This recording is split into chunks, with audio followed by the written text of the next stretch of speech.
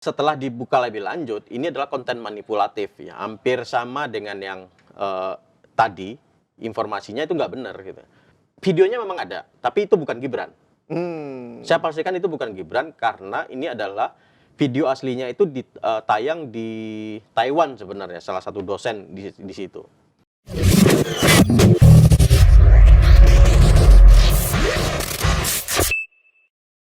Yang selanjutnya, nah ini waduh, ini favorit dari Soib saya nih, Bang Mardi nih. Ini Soib, udah seneng banget dia sama. Kenapa?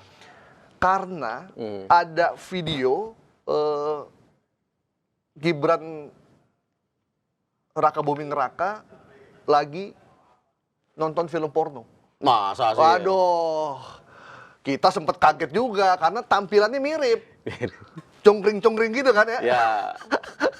Kaget gitu lagi di sebuah acara, dia mau presentasi, tiba-tiba tayanglah tuh video porno. Emang itu Gibran? Ya, orang mempersepsikan itu Gibran.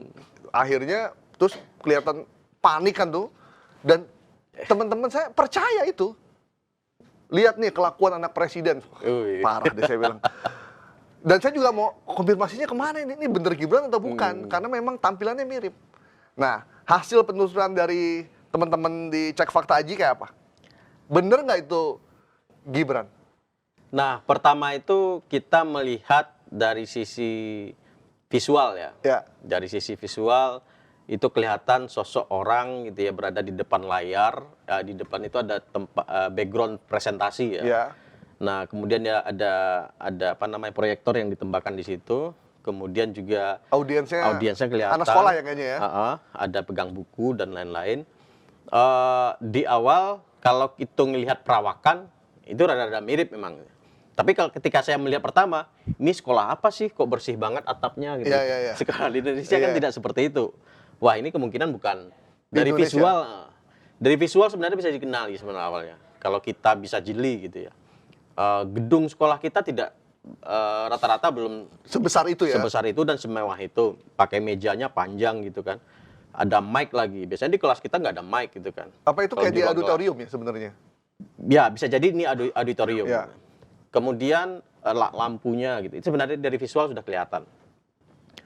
Nah, setelah dibuka lebih lanjut, ini adalah konten manipulatif ya. Hampir sama dengan yang tadi, informasinya itu nggak benar gitu. Nah, di sini yang ditemukan adalah, ini sebenarnya videonya memang ada, tapi itu bukan Gibran.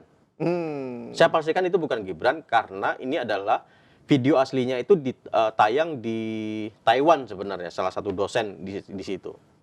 Yang tiba-tiba secara nggak sengaja dia membuka web asusila gitu ya. Dan itu pas dibuka langsung dicolokin ke presentasi langsung tayang. Kaget kan audiens. Makanya lain kali kalau kita mau presentasi jangan colok ke proyektor dulu ya. Pastikan dulu itu laptop aman. Laptop aman. Gak tahu nih laptop saya aman kan ya. Ini nggak ada kan? Udah saya tutup. Udah aman. Jadi itu kejadiannya kapan? Ini 2018 kalau nggak salah, kejadian lama. Tapi itu diambil, dikasih narasi baru, dimanipulasi. Narasinya apa yang disebutlah ini Gibran? Dan ya bagi kaum yang percaya dengan idealisme seseorang itu dinilai sudah jelek, ya bagi dia itu jelek, sebaik apapun dia akan dianggap jelek kalau penganut ideologi itu gitu ya. Nah, ini beredar di kalangan para orang-orang yang seragam tadi gitu ya, yang yakini orang itu kalau udah jelek ya jelek aja gitu. Nah, apalagi sekarang masuk kepada event politik. Ya udah. Karena momentumnya pas ya. Itu setelah dia dicalonkan jadi cawapres kan. Nah, ketika itu beredar di grup dia sesama dia, nggak ada counter kan? Misalkan beredar di grup jurnalis aja gitu ya, atau di grup kelompok politik A aja. Gitu. Ya udah nggak ada counter informasi di situ. Wah ini hoax. Habis itu kalau bisa dikucilkan di organisasi itu. Makanya agak berat melawan jika hoax itu tersebar dalam lingkungan komunitas itu. Karena counter back informasinya nggak ada kan. Bisa dikeluarin dari grup ya. Karena nah itu pertama kali tayang di mana? Nah ini kalau dilihat lihat dari karakternya, ini sebenarnya tayang di WhatsApp sebenarnya. Ya. Kalau saya ngelihat ya karakternya. Saya terimanya di WhatsApp juga. Di WhatsApp juga. Di WhatsApp pasti. Di WhatsApp. Grup internal, grup itu beredar di situ. Grup tim ses ada nggak? Saya nggak tahu. Saya nggak masuk. Saya nggak masuk. Ya kalau mau dimasukin ya Boleh juga ya. untuk Iya. monitor gitu Iya. kan.